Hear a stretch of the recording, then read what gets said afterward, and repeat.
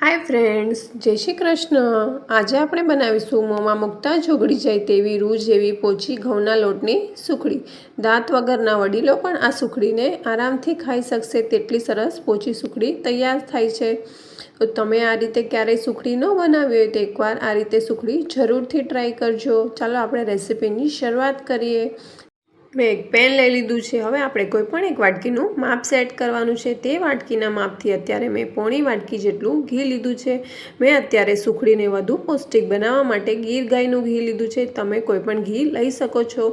તમારા ઘરમાં જે ઘી અવેલેબલ હોય તે તમે લઈ શકો છો. પણ અત્યારે સુખડીને આપણે વધુ પૌષ્ટિક બનાવવા માટે ગીર ગાયનું ઘી યુઝ કરીશું. હવે તે જ વાટકીના માપથી આપણે એક વાટકી જેટલો ઘઉંનો કરકરો ભાખરીનો લોટ આવે છે તે લીધો છે. જો તમારી પાસે તે લોટ ન હોય તો તમે રોટલીના લોટથી પણ સુખડી બનાવી શકો છો. હવે તેને પણ આપણે ઘીમાં એડ કરી દેવાનો છે અને સરસ રીતે ઘીમાં લોટને આપણે સરસ રીતે શેકી લેવાનો છે. ગેસની સ્લો ટુ મીડિયમ ફ્લેમ ઉપર આપણે લોટને શેકવાનો છે, જેથી કરીને આપણો લોટ છે તે સરસ શેકાઈ પણ જાય અને નીચે બેસે પણ નહીં. જો ગેસની ફ્લેમ તમે હાઈ રાખશો તો લોટ છે તે નીચે બેસી જતો હોય છે અને તેનો કલર પણ ગોલ્ડન બ્રાઉન કલર આવી જશે, પણ અંદરથી લોટ છે તે કાચો રહી જતો હોય છે. એટલે આપણે ગેસની સ્લો ટુ મીડિયમ ફ્લેમ ઉપર લોટને સરસ રીતે શેકી લેવાનો છે. આટલા લોટને શેકતા લગભગ તમને 5 થી 7 મિનિટનો સમય લાગી જશે. સુખડી તો દરેકના ઘરમાં બનતી જ હોય છે, પણ તમે જો આ રીતે ગીર ગાયના ઘીમાંથી ક્યારેય સુખડી ન બનાવી હોય તો એકવાર જરૂરથી બનાવજો. બધી સુખડી કરતાં આ સુખડીનો ટેસ્ટ છે તે એકદમ અલગ જ આવતો હોય છે.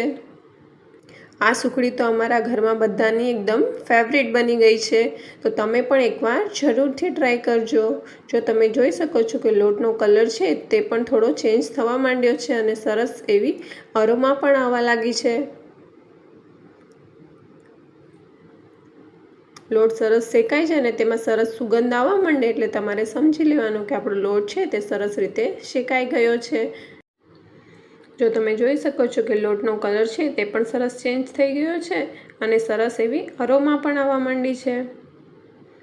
ગેસની સ્લો ટુ મીડિયમ ફ્લેમ પર તમે લોટને શેકશો એટલે તમારો લોટ પણ છે તે આવો સરસ એકદમ ગોલ્ડન બ્રાઉન કલરનો થઈ જશે અને સરસ રીતે શેકાઈ પણ જશે. હવે આપણે ગેસની ફ્લેમ બંધ કરી દીધી છે. હવે આપણે તેમાં 2 થી 3 ચમચી જેટલું જે સૂકું કોપરું આવે છે તેને મેં છીણી લીધું છે. તેને પણ આપણે તેમાં એડ કરી દેવાનું છે એટલે સરસ રીતે શેકાઈ જાય. તેનો ટેસ્ટ છે તે સુખડીમાં બહુ જ સરસ આવતો હોય છે. કોપરાનું છીણ છે તે પણ સરસ રીતે શેકાઈ ગયું છે. આપણે 2 મિનિટ માટે આવી રીતે હલાવશું એટલે છીણ છે તે સરસ રીતે રોસ્ટ થઈ જશે. હવે આપણે તેને મિશ્રણને થોડીવાર ઠંડુ થવા દઈએ ત્યાં સુધી આપણે એક થાળીને ઘીથી ગ્રીસ કરી લેવાની છે. હવે આપણે જોઈએ આપણું મિશ્રણ છે તે પણ સરસ રીતે ઠંડુ થઈ ગયું છે. હવે આપણે તેમાં અડધી ચમચી જેટલો સૂંઠ પાવડર એડ કરીશું. જે છે સૂંઠ પાવડર છે તે આપણે રોગ પ્રતિકારક શક્તિ વધારે છે એટલે જરૂરથી એડ કરજો. હવે જે વાટકીના માપથી આપણે લોટ લીધો હતો તે જ વાટકીના માપથી આપણે અડધી વાટકી જેટલો ગોળ લીધો છે. તમે ગોળનું માપ ઓછું કે વધારે કરી શકો છો. હવે આપણે બધો જ ગોળ છે તે મિશ્રણમાં એડ કરી દેવાનો છે. ગેસની ફ્લેમ આપણે અત્યારે પણ બંધ જ રાખી છે અને સરસ રીતે લોટના મિશ્રણમાં ગોળને મિક્સ કરી લેવાનો છે. લોટ છે તે થોડો થોડો ગરમ જ છે એટલે સરસ રીતે ગોળ મિક્સ થઈ જશે. સરસ રીતે હલાવશું એટલે ઘી પણ છૂટું પડી જશે અને સરસ સુખડીનું મિશ્રણ એકદમ તૈયાર થઈ જશે. જો તમે જોઈ શકો છો કે સરસ રીતે ગોળ પણ મેલ્ટ થઈ ગયો છે અને એકદમ લમ્પ ફ્રી મિશ્રણ તૈયાર થઈ ગયું છે. આ સમયે તમારે એક વાતનું ધ્યાન રાખવાનું છે. જ્યારે તમે સુખડી બનાવતા હોય ત્યારે ઘઉંના લોટનું જે મિશ્રણ હોય છે તેને થોડું ઠંડુ કરી લેવાનું છે, પછી જ આપણે તેમાં ગોળ એડ કરવાનું. જો ગરમ ગરમ મિશ્રણમાં તમે ગોળ એડ કરી દો તો તમારી સુખડી છે તે હાર્ડ થઈ જતી હોય છે. હવે આપણે સુખડીના મિશ્રણને ઘીથી ગ્રીસ કરેલી થાળીમાં આ રીતે લઈ લેવાનું છે અને સરસ રીતે આપણે તેને સ્પ્રેડ કરી દેવાનું છે. જો તમારી સુખડી પોચી ન થતી હોય અને હાર્ડ થઈ જતી હોય તો તમે સુખડીના મિશ્રણમાં 1 ચમચી જેટલી મલાઈ પણ એડ કરી શકો છો. તેનાથી પણ આપણી સુખડી છે તે સોફ્ટ થઈ જતી હોય છે. અને ઘઉંના લોટનું જે મિશ્રણ છે તે થોડું ઠંડુ થાય પછી જ તમે તેમાં ગોળ એડ કરશો એટલે તમારી સુખડી છે તે એકદમ સુપર સોફ્ટ તૈયાર થશે. હવે આપણે સુખડી તૈયાર થઈ ગઈ છે. થોડીવાર ઠંડી થવા દઈશું.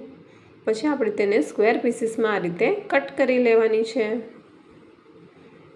આપણી સરસ મજાની ગરમા ગરમ મોંમાં મૂકતા જ ઓગળી જાય તેવી સુપર સોફ્ટ ઘઉંના લોટની સુખડી તૈયાર છે। જો તમે પણ આ રીતે ક્યારેય સુખડી ટ્રાય ન કરી હોય તો એકવાર જરૂરથી ટ્રાય કરજો। જો હું તમને નજીકથી પણ બતાવું કે આપણી સુખડી છે તે કેટલી સુપર સોફ્ટ તૈયાર થઈ છે। હાથ લગાડતાની સાથે જ ટુકડા થઈ જાય તેવી સરસ સુપર સોફ્ટ સુખડી તૈયાર થઈ છે। તો તમે પણ એકવાર આ રીતે સુખડી જરૂરથી ટ્રાય કરજો।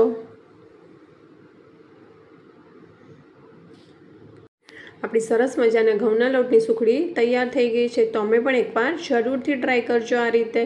હવે આપણી સુખડી તૈયાર છે તો આપણે ભગવાનને ભોગ ધરાવીએ। તમે પણ ક્યારે નવી મીઠાઈ બનાવો અથવા નવું કંઈ બનાવો છો ત્યારે ભગવાનને ભોગ ધરાવો છો કે નહીં મને કમેન્ટમાં જરૂરથી કહેજો। અમે તો હંમેશા ભગવાનને ધરાવીએ પછી જ પ્રસાદ લઈએ છીએ। તો ચાલો આપણે ભગવાનને ભોગ ધરાવીએ। Thanks for watching.